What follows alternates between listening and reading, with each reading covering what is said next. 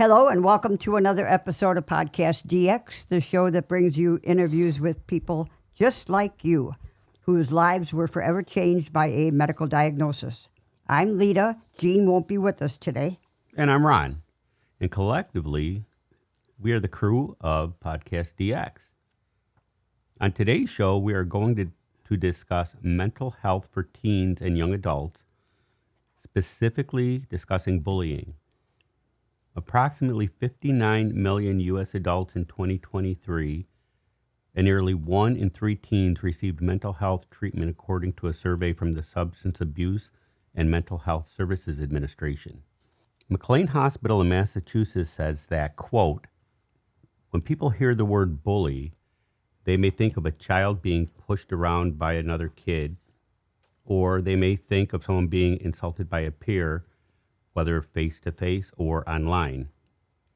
Regardless of its shape and form, these experiences can be incredibly serious and often have lifelong effects.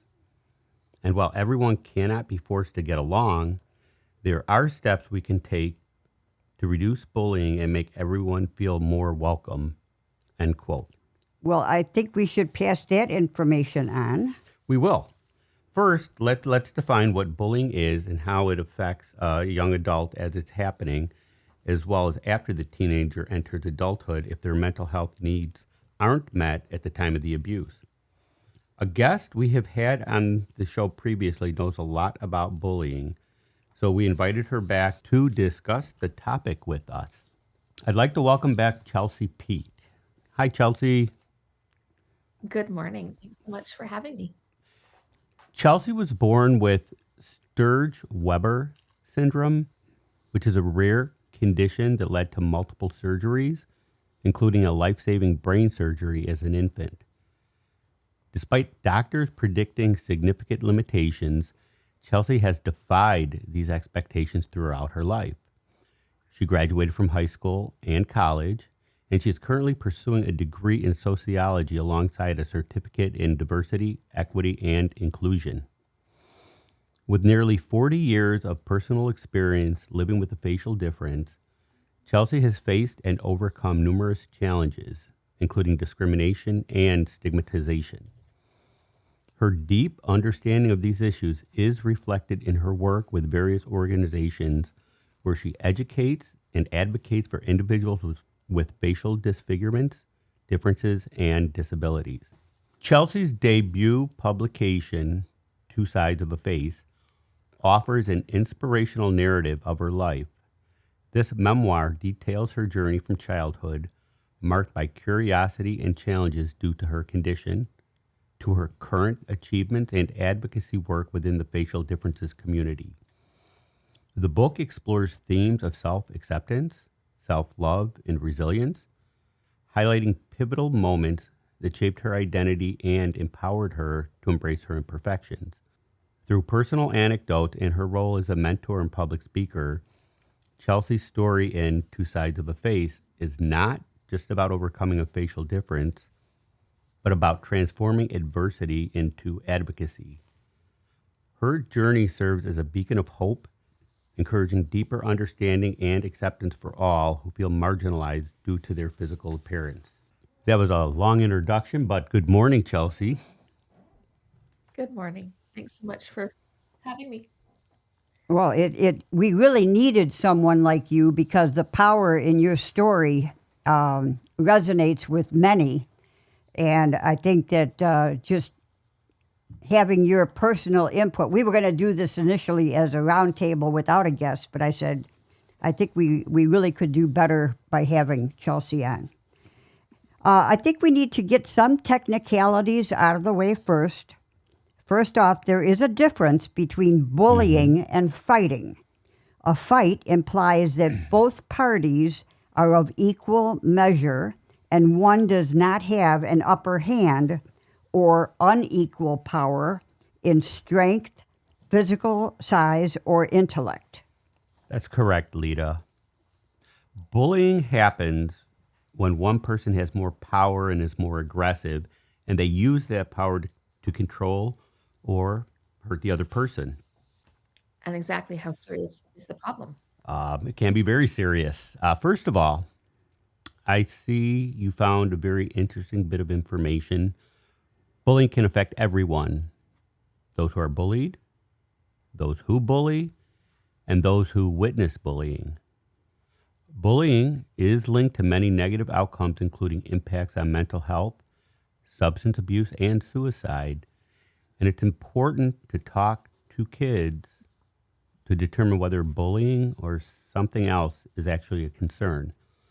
Bullying is one of the phenomena linked to teen suicide. And teen suicide is the third leading cause of death for young people 15 to 24 years of age. Wow. Yeah. New research last year started out by saying that the problem is no longer that schools have been drawn into help, and many parents are choosing homeschooling to try to avoid it. Yeah, That's an extreme, but I could Yeah. see that happening. absolutely. Actually, they found that about a third of U.S. parents with children under 18 said that they are extremely worried and that their child may be bullied. The study included a survey of teens, and over half said online harassment and bullying actually are major problems for people their age. And another 40% said it is a minor problem, when only 6% said that it wasn't a problem at all. So according to this, most people...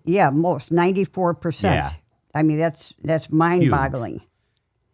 I don't think this was written into the script, but I think part of the problem might be too many rats in the cage.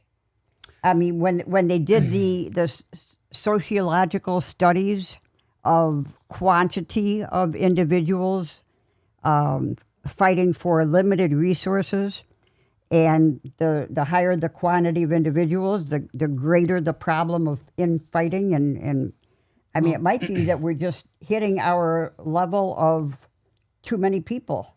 Well, especially with social media, with the access to that. Now you're opening it up to the people world. can hide behind, what is that, a profile or, something. It doesn't matter what they say. You're not face-to-face with somebody. So people can say, and people do say, a lot of silly stuff, a lot of nonsense, and a lot of hurtful stuff. And again, and I think that's been found with kids, that a lot of the bullying comes online. Right. Well, that's what I'm saying. That it's not like I'm saying that there are too many people in the world. Well, there may be, but now the quantity of people that are in your tribe is extended to the social media, which is enormous. So we're kind of forcing that onto ourselves. Yeah.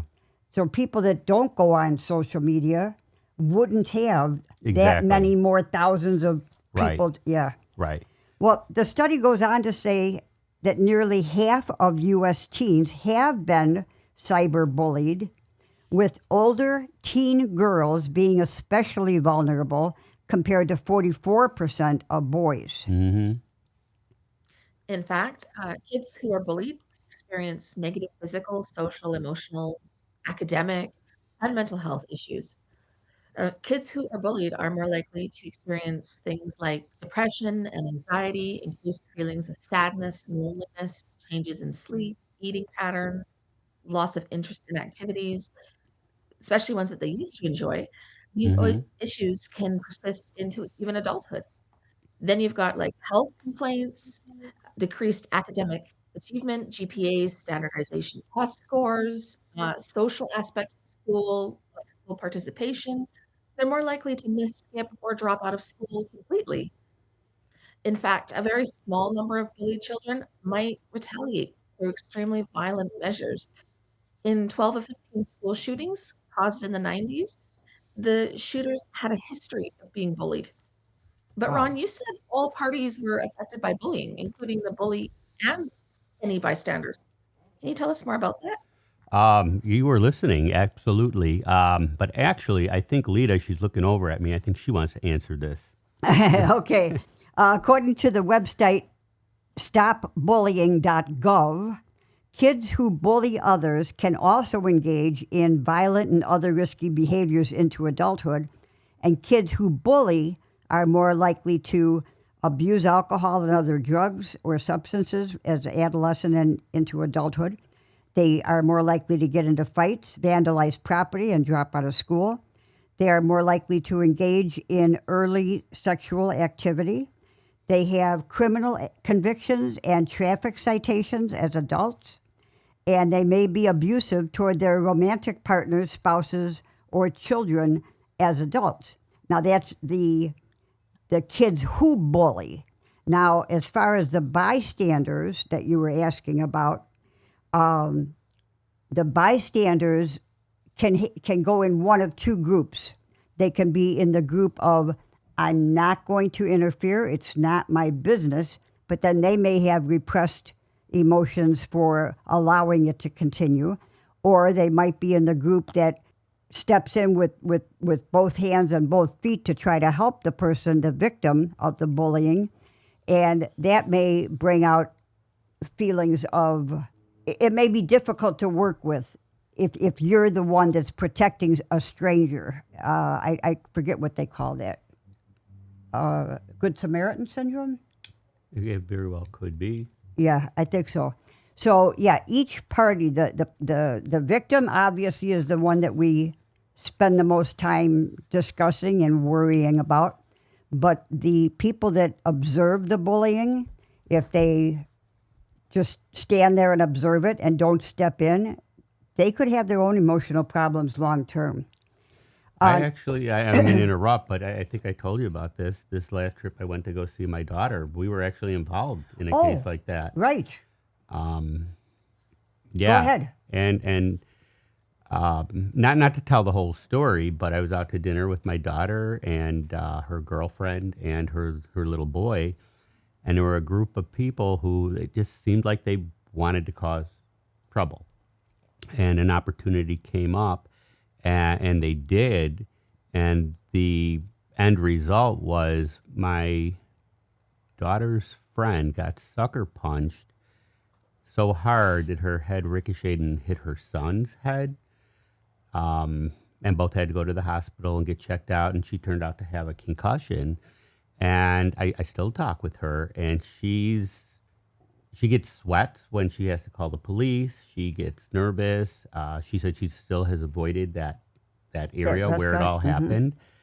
And I was caught up in the middle. We all were, and it's a scary thing. And it was a big group of them and just a small number of us. So, we just had this happen in the last month. So definitely, one of the people that. I can't say I was a victim, but I was with someone who was a victim, and it's pretty scary. Yeah. Did you notice that there were other people that were trying to stand up against the group?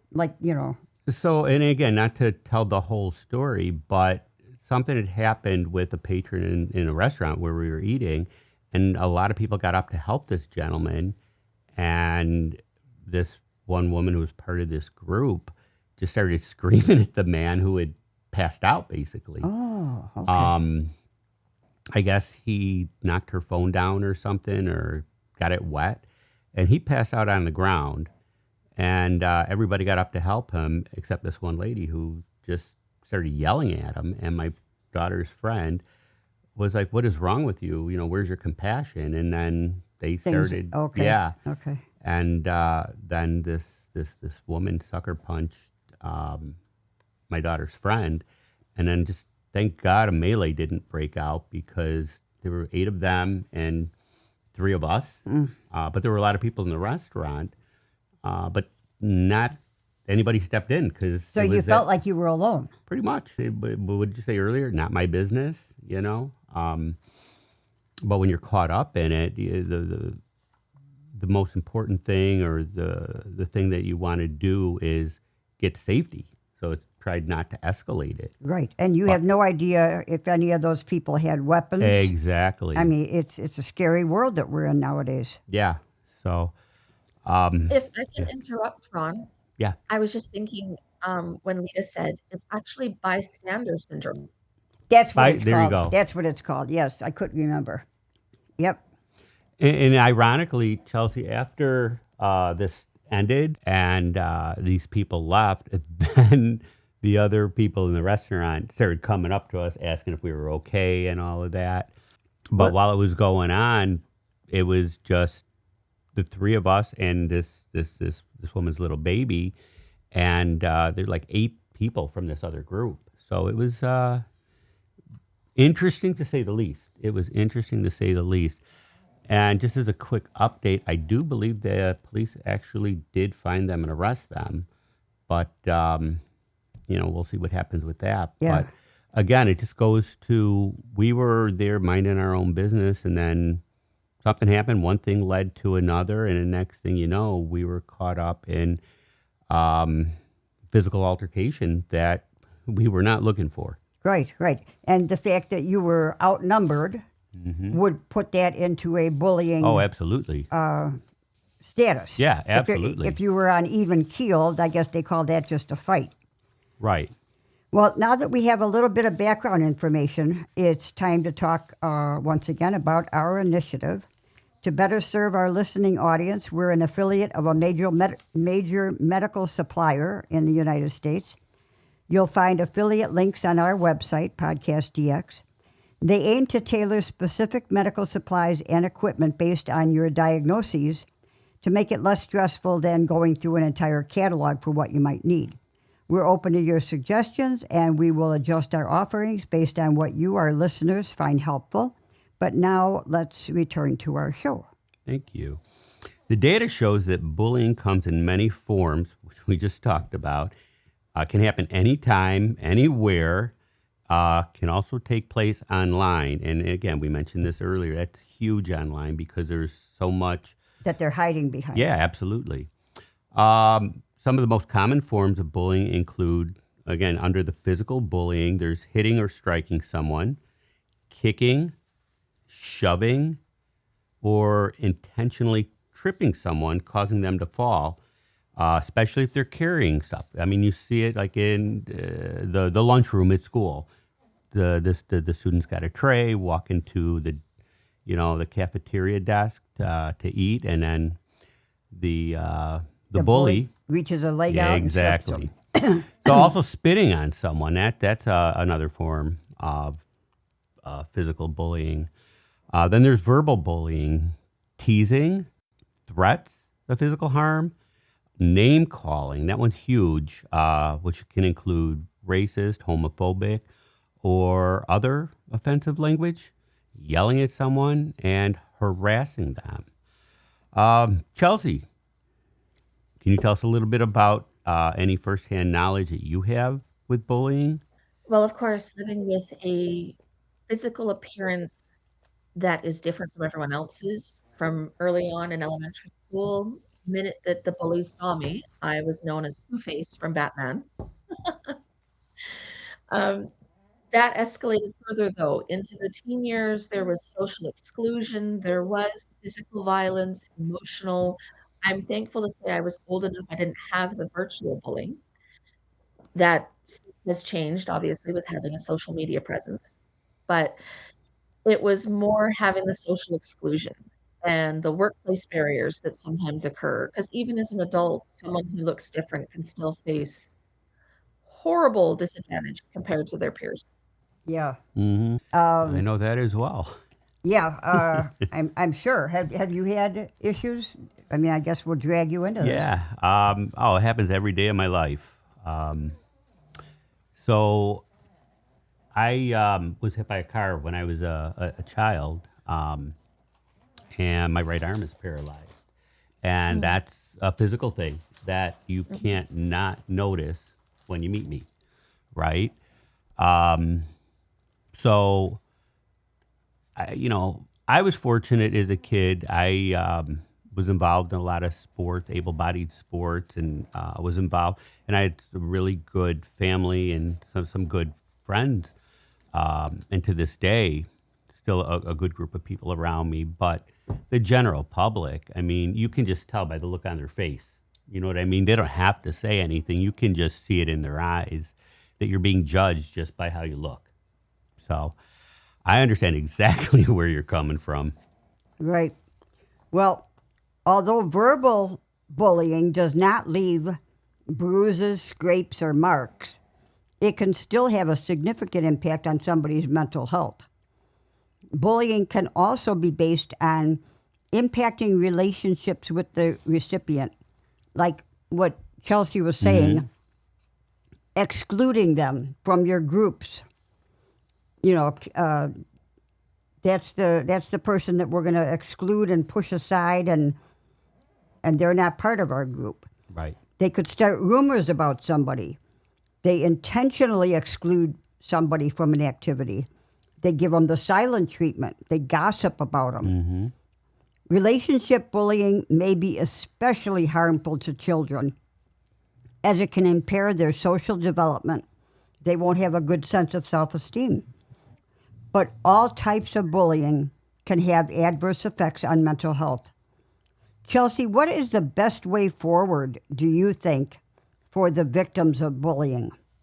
Speaking from personal experience and just from what I've seen, the best advice I can give is, as scary as it may be, reaching out to someone, whether that's a parent, a teacher, a colleague, a friend, someone at work, your manager, HR, whoever that happens to be, and letting them know what happens, documenting everything that happens, and not being afraid to tell your story. Because the more that we can get it out there and show the negative inequalities or those aspects of bullying, the more we can have bystanders, for example, properly trained, taught how to jump in, how to help, but also realize that what the bully's doing in this situation is not the appropriate action at the time. One thing that I don't understand, I guess, the numbers. So if 94% of American children say that they have been bullied at some time, that means that it's not the 6% that's doing all the bullying. It must mean that everybody is bullying at some time, right? And it can't be 6% of the people are bullying 94% all the time. How does that work? Most of the bullies themselves are so uncomfortable with themselves, Yeah. have dealt with trauma in some sense, that they decide to take their actions out on someone that they feel is weaker. Okay. That's a very succinct way of putting it. Yeah. Absolutely. That makes sense.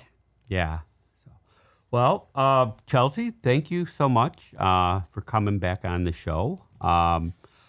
Let me add this before we actually wrap up this episode. I just wanted to note that folks in the LGBTQ plus community actually experience nearly twice the amount of bullying than people in the general population. Right. And another group of individuals that are on the receiving end are those with disabilities, like we were saying, or special needs. And when bullying is directed at a child because of his or her established disability, it creates a hostile environment at school. Yep. Bullying behavior may cross the line and become disability harassment. And so when we're talking about this disability harassment, Chelsey, Jean just suggested that we should ask you an important question. Your children, I know, have assisted you in the past in public occasions where you might have experienced bullying. Can you tell us a little bit about that and how your children are able to assist? I definitely can. I've actually had a recent experience where I've now had a friend of my daughter's actually step up and start talking to a stranger who was having like a little child, answering their questions about my birthmark. And I knew for a fact, because my daughter had originally taught him the aspect of empathy and acceptance and kind of speaking up and educating and advocating as opposed to being scared. And that's something that I've taught my daughters since they were born, is unfortunately, like I've had to teach with my husband, when you go out in public with me, you're going to have to experience, I call it the Britney Spears effect, where you're going to have the ogles, the stares, the moments of people just bewildered at the fact you're functioning comfortably in society, even though you're different.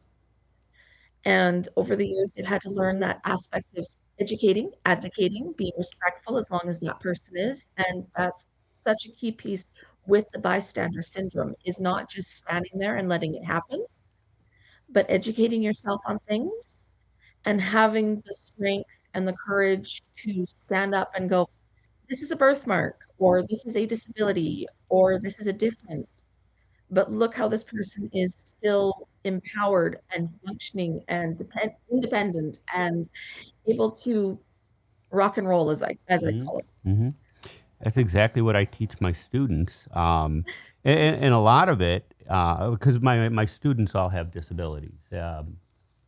And we talk about advocating for yourself, and also while you're doing that, you are educating people. And that's really the key in a lot of this stuff. If people knew, I think some of the bullying, harassment, those percentages, those numbers would be down.